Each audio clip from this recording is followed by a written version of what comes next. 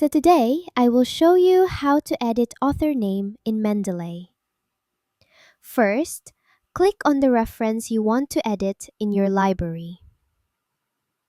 Once the reference is selected, look on the right side of the screen where the Details panel appears. In this panel, you will see the author's field under the Key Information section. Next, click directly on the author's field. From here, you can edit the author names by typing them in manually. Check the research paper and enter the author names exactly as they appear in the correct order.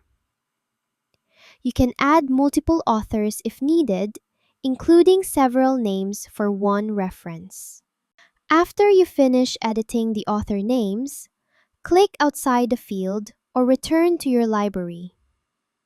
The changes will be saved automatically. You will see that the updated author names are now displayed correctly. And that's it. That's how to edit author name in Mendeley.